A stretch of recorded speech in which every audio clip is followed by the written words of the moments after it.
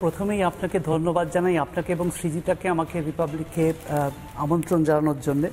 কিন্তু কালকে আপনি ঠিক বাজারে গিয়ে কীরকমভাবে বাজারটাকে দেখবেন সেটা দয়া করে অর্থমন্ত্রীর হাতে ছেড়ে দেবেন না। কারণ যদি দাম না কমে তাহলে হয়তো আপনার তার উপরে একটু উষ্মা হতে পারে। সুতরাং আপনি যদি কতগুলো জিনিস মানিয়ে নিয়ে চলতে পারেন তাহলে দেখবেন কারোর উপরেই আর আপনার উষ্মা প্রকাশ করতে হবে না।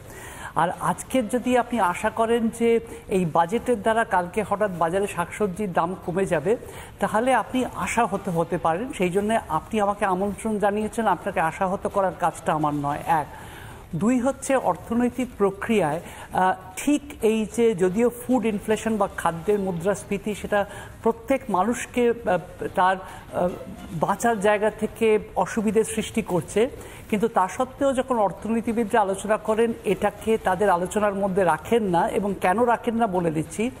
তারা বলেন যে কোথাও বৃষ্টি হচ্ছে কি না বা হঠাৎ অসময়ে বৃষ্টি হওয়া, দুই বা যে যোগানের সমস্যাগুলো সেটা অর্থনৈতিক যে নিয়মাবলী বা কাঠামোর মধ্যে পড়ে না। কালোবাজারি বা সেই রকম আইন কিন্তু সরকারকে অন্যভাবে রুখতে হবে, সেখানে অর্থনীতি কিছু করার থাকে না। সুতরাং এটা হচ্ছে বাজারে শাকসবজির ব্যাপার বললাম এক। দুই হচ্ছে ওষুধপত্র, তার কারণটা হচ্ছে যে প্রায় 14% করে প্রত্যেক বছর ওষুধের দাম বাড়ছে। সেটা কিন্তু পণ্য পরিষেবা যে কাউন্সিল বা জিএসটি কাউন্সিল আছে সেখানে হচ্ছে। সুতরাং আগে আমরা যখন ছোট থেকে বড় হতাম বাজেটে যেরকম ভীষণভাবে উৎসাহিত থাকতাম যে বাজেটে কি দাম কমলো বা বাড়লো, অনেকগুলো জিনিস কিন্তু জিএসটি কাউন্সিলের মিটিংয়ের সিদ্ধান্ত হচ্ছে। সুতরাং কালকে ঠিক বাজারে গিয়ে আপনি ডাল বা চালের দামটা কম পাবেন কিনা সেটা আমি এখানেই আপনাকে এবং সৃজিতাকে আশ্বস্ত করতে পারছি না, পারলে খুশি হতাম। বেশ, অনেকগুলো আরো বিষয় উঠে আসবে, তাই তো সৃজিতা? আস্তে আস্তে আসি আমরা, একে একে আসি। একবার একটু পাশাপাশি ঝন্টু বড়াইকের কাছেও যাই। দেখুন, আপনি অধ্যাপক মানুষ, তবে আমার একটা জিনিস, আমরা সাধারণ মানুষ যেটুকুনি বুঝি, আমরা প্রত্যেক বাজেটে দেখেছি যে কর্পোরেট করে একটা ছাড় দেওয়া হয় যাতে আগামীতে সুবিধা হয়, প্রচুর এমপ্লয়মেন্ট আসে, কর্মসংস্থান যাতে বাড়ে, বা যারা কাজ করছেন তাদের যাতে অন্তত আমাদের বাজারে যে দ্রব্যমূল্যটা চলছে তার সঙ্গে তাল মিলিয়ে তারা চলতে পারেন। এটা যেমন একটা ঠিক কথা, এটা একটা বাস্তব কথা, ঠিক তার পাশাপাশি মধ্যবিত্তের জন্য যদি কর ছাড়ের জায়গাটা একটু বেশি থাকে তাহলেও কিন্তু তারা দেশের জিডিপিকে এগিয়ে যেতে সাহায্য করবে। এই বাজারের বাজেট থেকে আমরা সেরকম কিছু এক্সপেক্ট করি কিনা, বা আপনিও একই জিনিস এক্সপেক্ট করেন কিনা, এটা একটু বলুন। তারপর আমরা সুপর্ণবাবুর কাছে এই সম্ভাবনা রয়েছে কিনা সেটা একটু জিজ্ঞাসা করব। আমি মধ্যবিত্ত, ভারতবর্ষের অর্থনীতির চালিকা শক্তি হচ্ছে মধ্যবিত্ত এবং উচ্চ মধ্যবিত্তের দেওয়া প্রদেয় ট্যাক্স।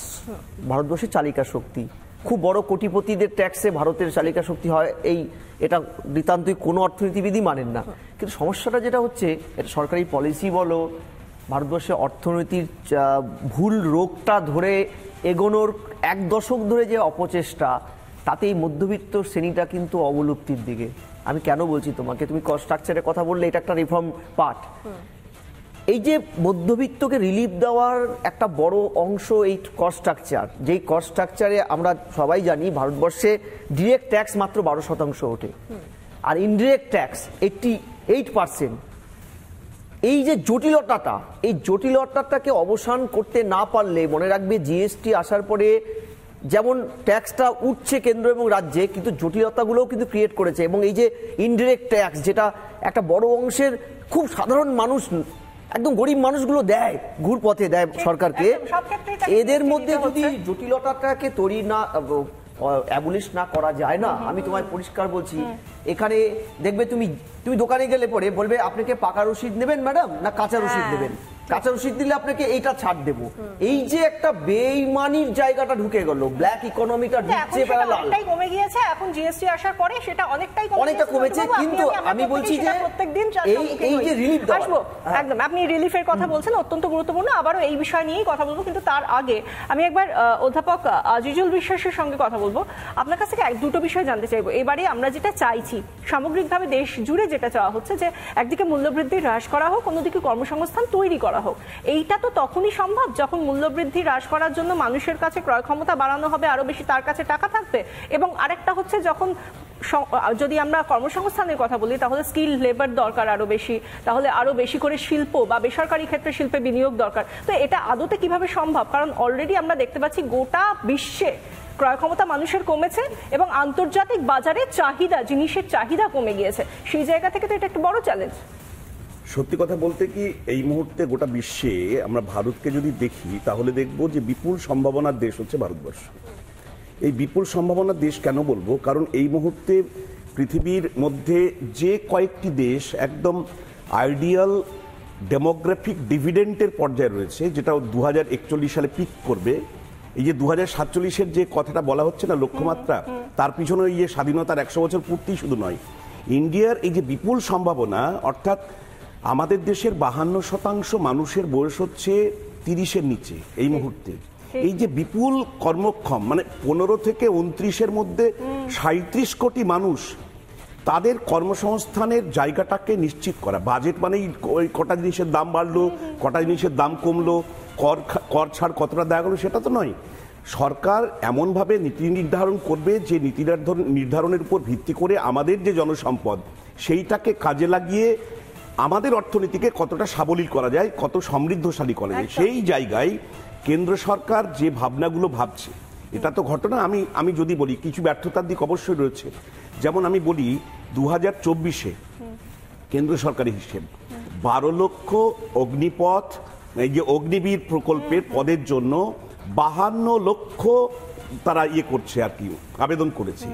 এই যে, এবং এটা অস্থায়ী চাকরি, এবং ইন্ডিয়ান ইকোনমি শুধু নয়, ওয়ার্ল্ড ইকোনমির ক্ষেত্রে এই সময় সবচেয়ে বড় বিষয় যেটা হচ্ছে যে গিগ ইকোনমি, যেখানে ডিজিটাল নোম্যাডস, অর্থাৎ আমরা ডিজিটাল যাযাবর তৈরি করছি, যাদের কাজের ক্ষেত্রে একটা সুরক্ষার প্রশ্ন রয়েছে, অর্থাৎ সামাজিক সুরক্ষা দিতে পারছি না।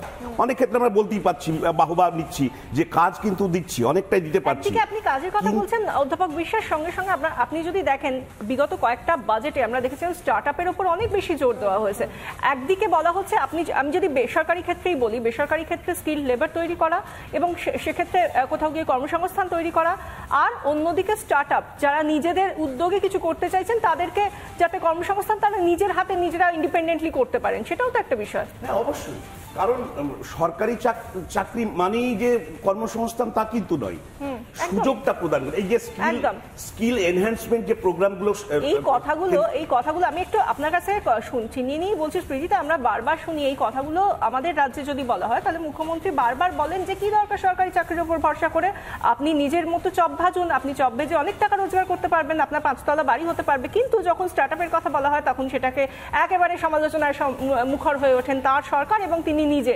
সামগ্রিকভাবে আমরা দেখে এসেছি। আজকে অবশ্যই আমাদের নজর থাকবে বাজেটে এবং তারপর কি প্রতিক্রিয়া দেন তারা, প্রত্যেকে সেদিকেও নজর থাকবে। আর এই মুহূর্তে আমাদের একটু নজর রাখতে হচ্ছে আম জনতা, সৃজিতা, তারা কি বলছেন সেদিকে একটু নজর রাখতে হচ্ছে, তাই তো? একেবারেই তাই, কারণ সাধারণ মানুষের দাবি একটাই থাকে, বাবা আমি বাজারে ব্যাগটা নিয়ে যাব, একটু থলে ভর্তি করে বাজার করে আনবো, এটা হচ্ছে সাধারণ মানুষের চাহিদা। রুমকি